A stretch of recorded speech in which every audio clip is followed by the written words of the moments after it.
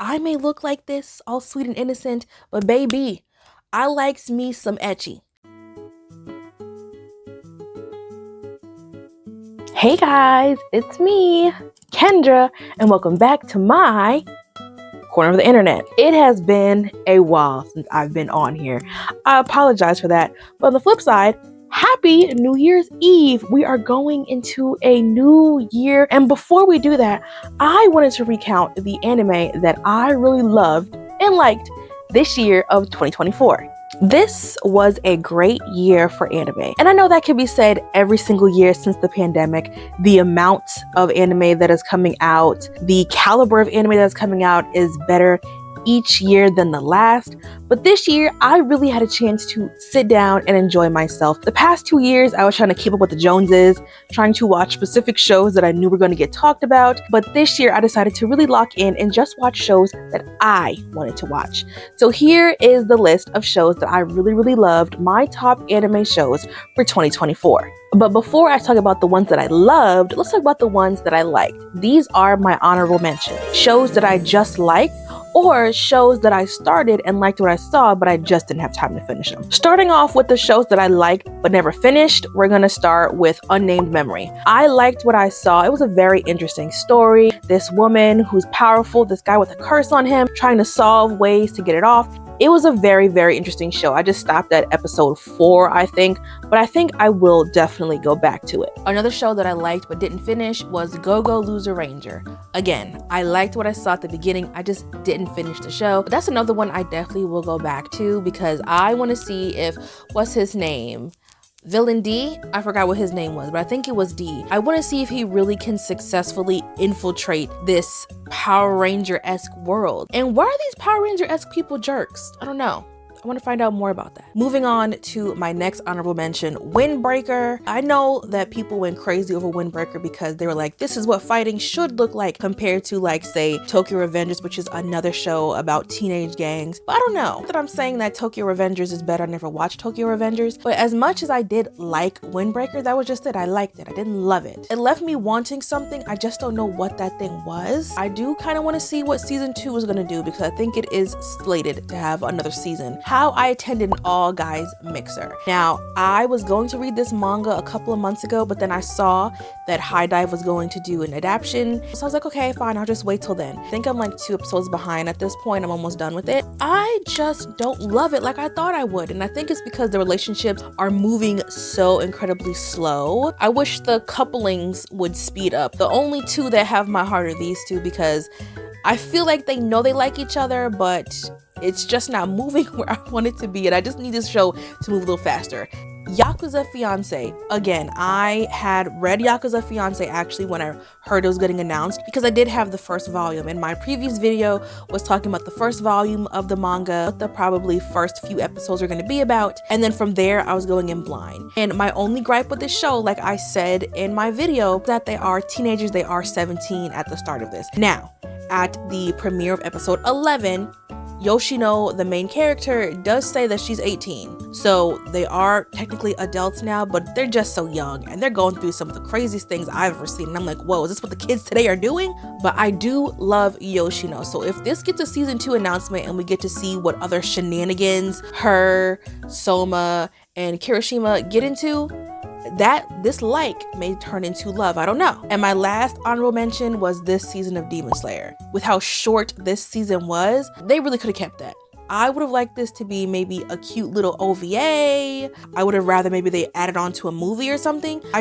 Because it was so short and it kind of whetted my appetite and I was like, ooh, more than it ended. Yeah, I only liked the season. And now let's move on to my top anime of 2024. These are the shows that I loved in no particular order. And we're gonna start with Apothecary Diaries Core 2. I know, it's a little bit of cheating since technically Apothecary Diaries started towards the end of 2023. However, Core 2 premiered in 2024, so I'm taking it. I'm taking that win. I love Mao Mao, okay? I once put up a poll, like, who would solve a mystery quicker, Batman or Mao Mao? Because she is on the case. You come to her with a problem, she is going to solve it. That girl loves her alcohol. That girl loves her poisons. The only thing she don't love is Jinshi. Will that change with season 2 coming out next year? Pretty soon, actually. I don't know. Maybe. we'll just have to see. But I am excited for this show. I love it. This was cinema beginning to end, and I know that I complained about how slow the romance was moving and How to Attend an All Guys Mixer, but the romance of this moves just as slowly. But I think I'm so focused on how cool Mao Mao is, I don't even care. But I do love the fact that Jinshi is like an absolute mess over her. Oshinoko season 2. To know me, you know that Oshinoko is one of my top anime. I loved that first season so much, I ran and read the manga. I know a lot of people for the first half of season 2 was like, where is this going? I don't know. You have to understand that Aqua is trying to infiltrate the entertainment industry to get his revenge. So the first half was him infiltrating the entertainment industry. Then the second half was him back on his revenge plot.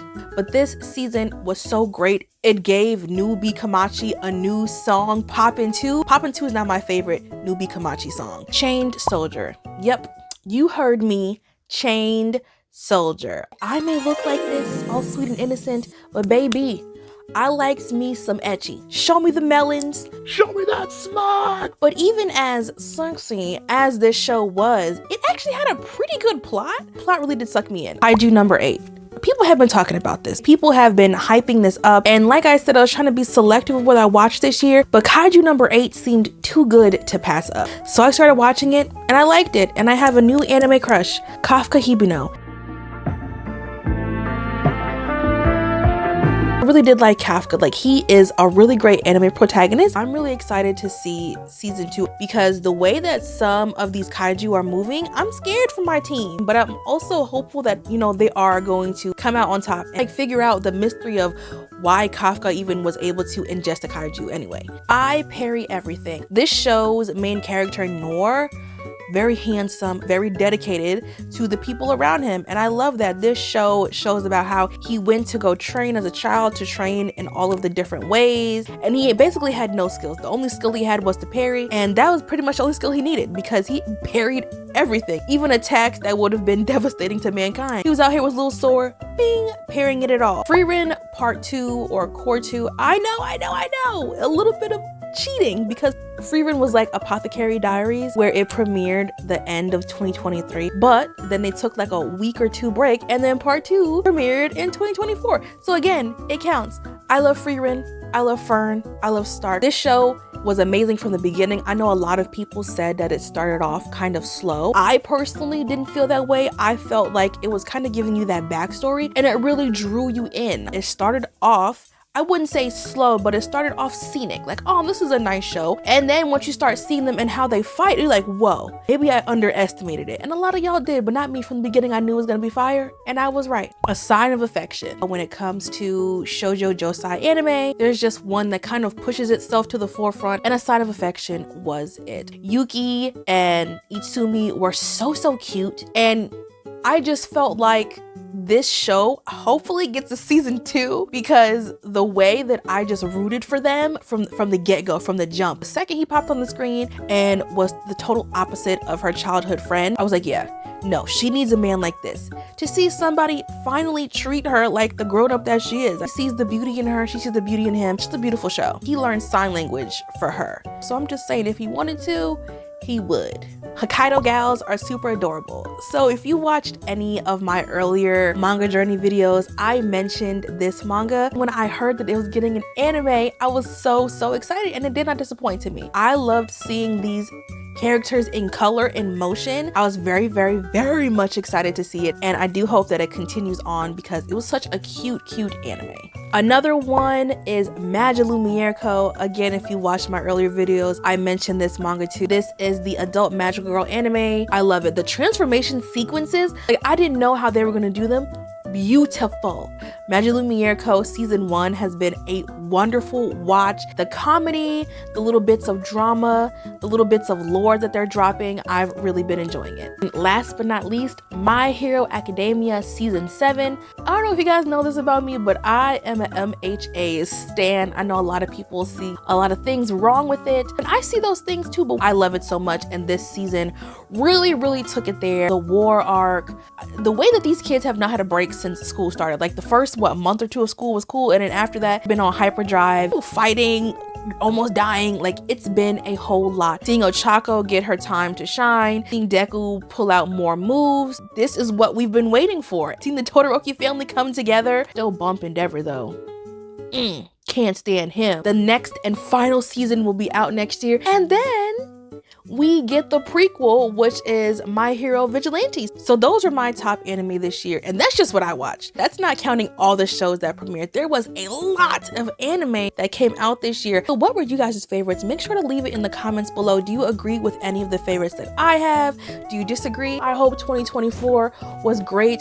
For me, 2024 started off not so great, ended with a big bang. Loved it. The second half of the year anyway. And I can't wait to see what 2025 has in store, not only for me, but for manga, but for anime merch. I'm hoping it's more plentiful than ever. Before we go, I just want you guys to know, I hope you have a great New Year's Eve. Woo! I hope it's fun. I hope the next year is great for you guys too. And I will see you guys in the next video.